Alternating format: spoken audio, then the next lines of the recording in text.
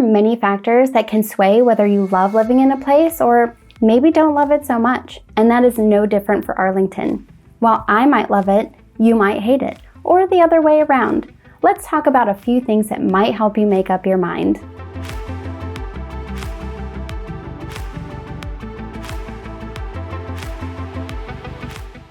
One of the first categories that I'll consider are the amenities available. Arlington has been well developed to provide any number of amenities that you could hope for. One of the first that I personally enjoy are the number of food options around town.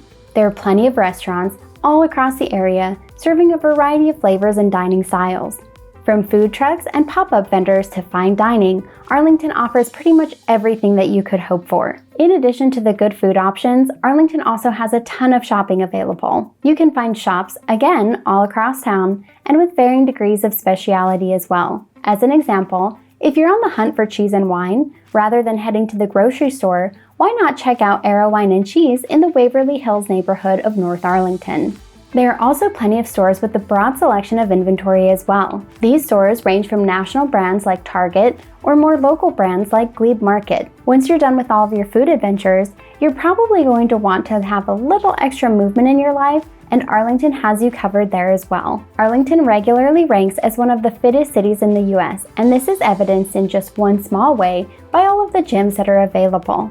Pretty much every fitness specialty can be found in town, whether it's Pilates, CrossFit, yoga, or any other number of workout styles. There's also a ton of outdoor infrastructure perfect for taking your movement outside. Arlington has about 50 miles of paved off-road trails, meaning there's plenty of room for you to wander, whether you have a destination or simply getting out and enjoying the weather. Aside from food and fitness, Arlington also has a ton of events that go on throughout the city all during the year. Tying back to fitness for just 1 second, and then I promise I'll move on, there's the Army 10-miler and the Marine Corps Marathon that both start and end in Arlington, and the Armed Forces Cycling Classic. And now, moving on from fitness like I promised, there are also a number of music events, such as the Columbia Pike Blues Festival, performances by the Arlington Philharmonic, or concerts hosted by the U.S. Marine Corps, U.S. Army, and U.S. Air Force bands. These are just a few examples of the many opportunities for attending events throughout the area. Are there any that you know of and you want to tell people about? Let me know in the comments. The final item that I'll cover in the amenities section is healthcare. You might think of this as kind of a random thing to consider when deciding if you like living in a place or not, but even if you're only going to the doctor for your annual checkup and nothing major, it's still really nice to know that you've got quality providers nearby. Thankfully, Arlington has some really top-notch healthcare providers. Arlington's largest healthcare provider is VHC Health, based out of their hospital in North Arlington. Even if a provider isn't within the VHC healthcare system, you'll find plenty of other really well-qualified, very experienced doctors all around town. Again, hopefully you'll never need it, but it's there just in case.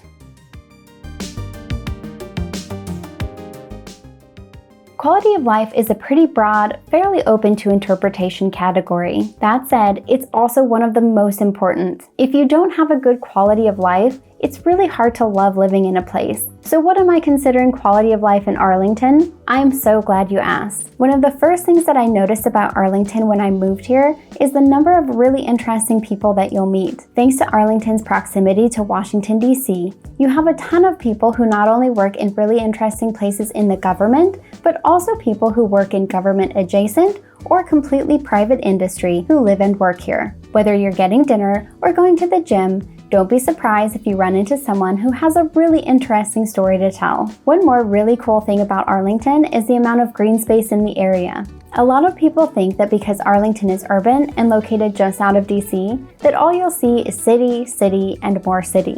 While that's true in some areas of Arlington, there are actually a lot more green areas than you might expect. The county has made dedicated efforts to be able to allow people to enjoy the outdoors without just having to live in a concrete jungle. Their efforts definitely show. Not only are many of the streets tree-lined, especially in various neighborhoods, but there are also a lot of parks spread throughout the area. And speaking of those tree-lined streets, another benefit of Arlington is that it's pretty easy to get around both within Arlington and into the surrounding areas, to include Washington, D.C. There are plenty of main thoroughfares, and while traffic might get nasty sometimes, you will eventually get to where you're going, and most of the time in a pretty straight route. In terms of getting to DC, Arlington has some of the easiest access into the city from Virginia thanks to the 4 main bridges crossing into the district, as well as the many metro stops along the way on the different metro lines. This way, if you ever need an escape from Arlington or just need a new little adventure,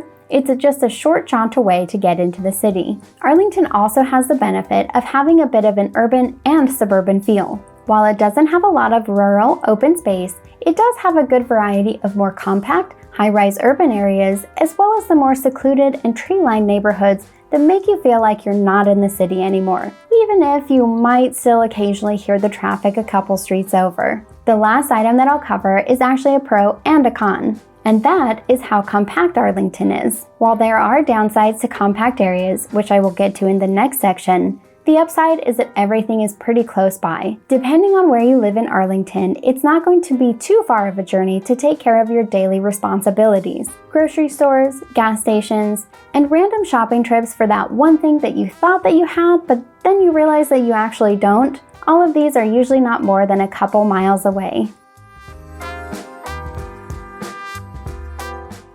As much as I wish that there was a place that had literally no downsides to it, I've not found it yet.